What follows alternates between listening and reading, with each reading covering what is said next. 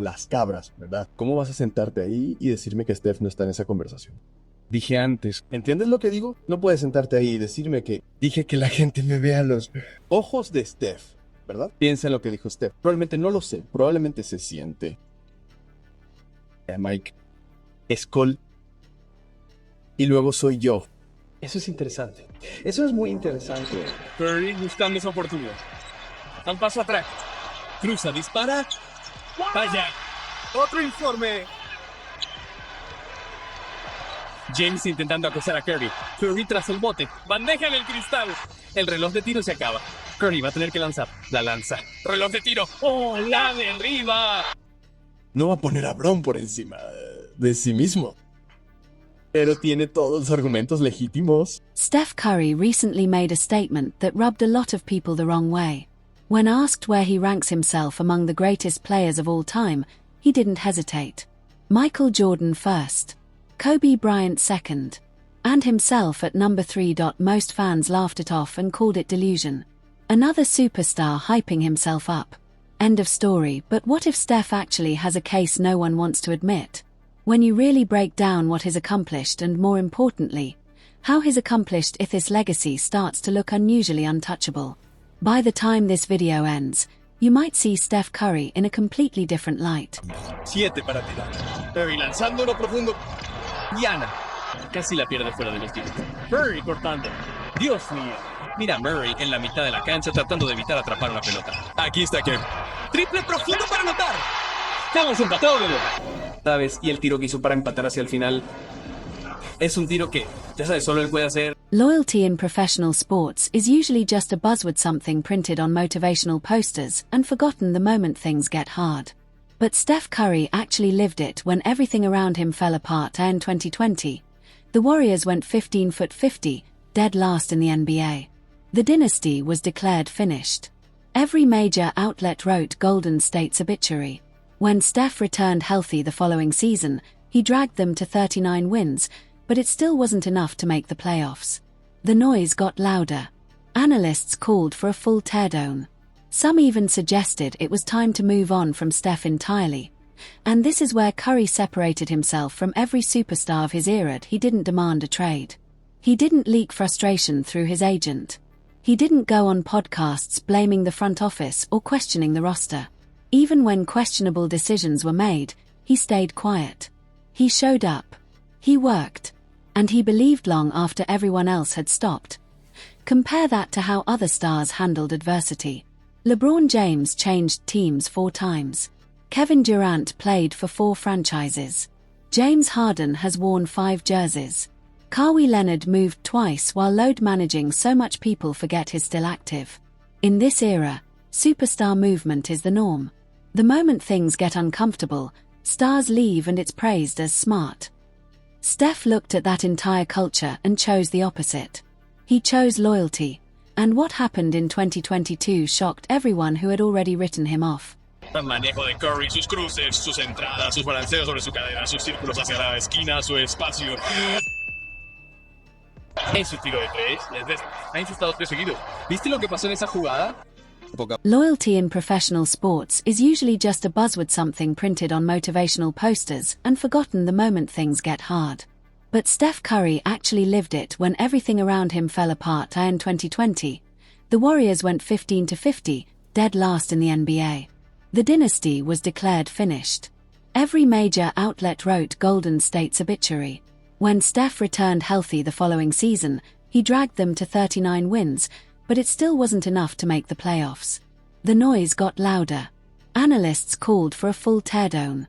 Some even suggested it was time to move on from Steph entirely. And this is where Curry separated himself from every superstar of his era. He didn't demand a trade. He didn't leak frustration through his agent. He didn't go on podcasts blaming the front office or questioning the roster. Even when questionable decisions were made, he stayed quiet. He showed up. He worked. And he believed long after everyone else had stopped.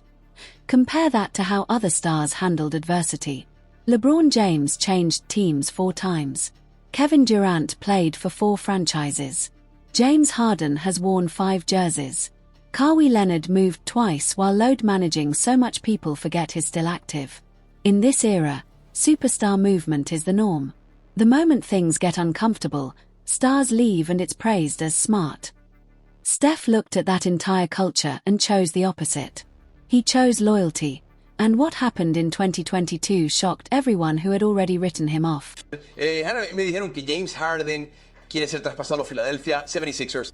Al parecer, Durant solicitó un traspaso a los Nets hoy. Esto es difícil. Y tienes que mantenerte unido si tienes agallas.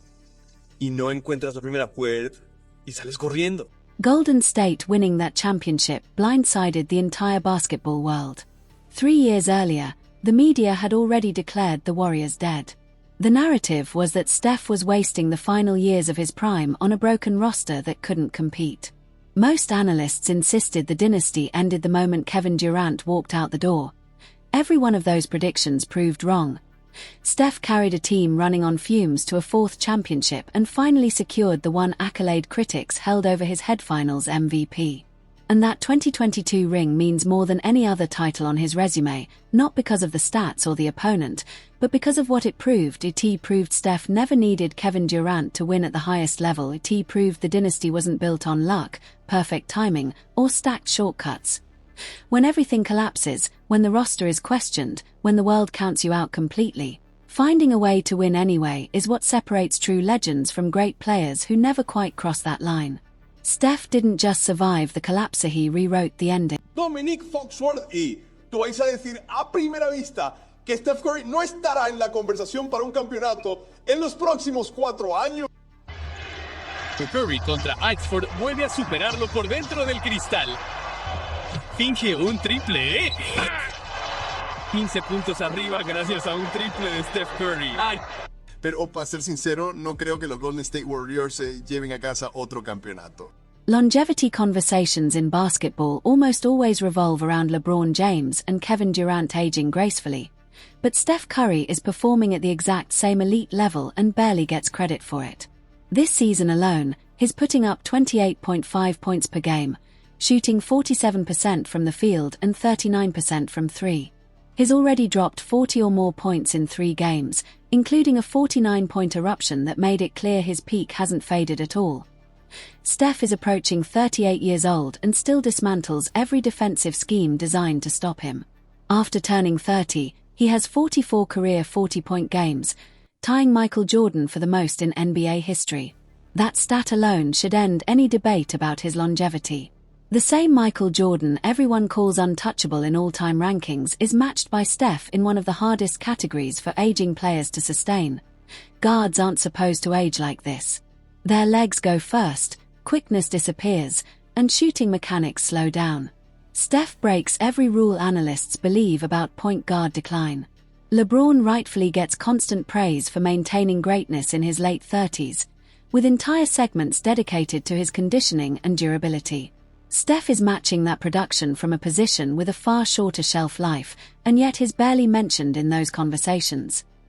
The truth is, most people decided where Steph ranked years ago and refused to adjust when new evidence shows up. But the numbers tell a clear story. One many fans choose to ignore. Steph's professionalism separates him from nearly every superstar in today's player empowerment era. His approach feels almost old school. While players rush to podcasts to air grievances, post-trade demands on Instagram, and leak narratives to protect their image at the expense of teammates or coaches, Steph does none of it. He shows up, does his job, and lets his play speak. An era obsessed with noise.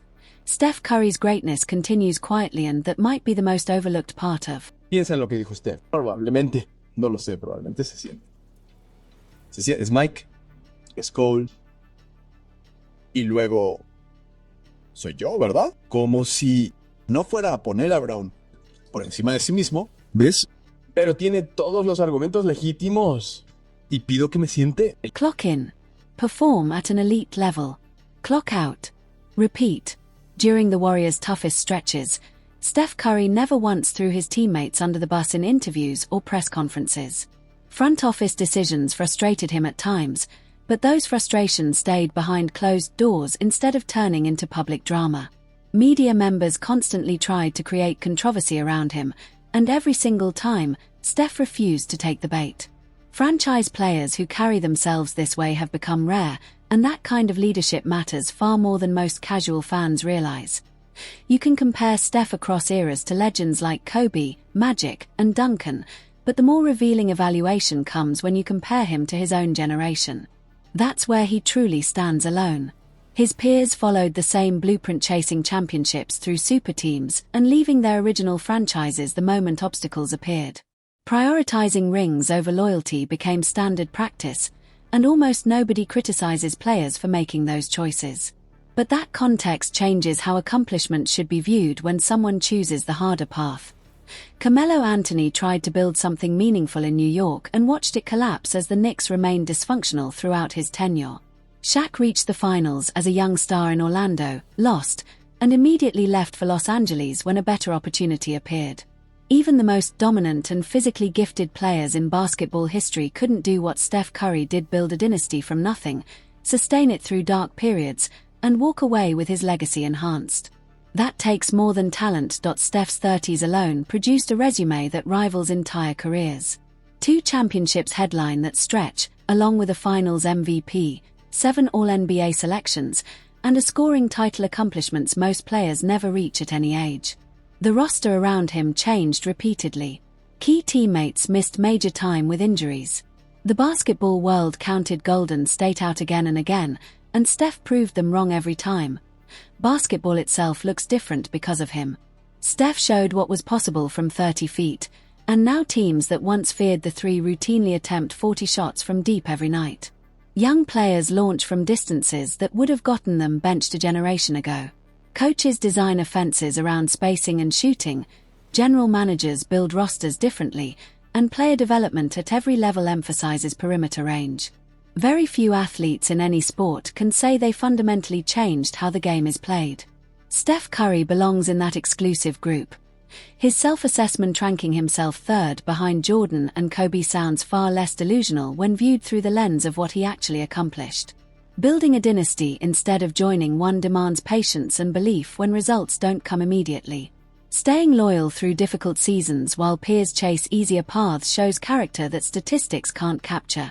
Transforming an entire sport while maintaining elite play into your late 30s creates a legacy that historians will appreciate more with time. The real conversation isn't whether Steph Curry belongs among the all-time greats. The evidence supporting that case keeps growing every season. The more interesting question is why so many fans, analysts, and media members still fight to exclude him from that conversation when his resume speaks for itself.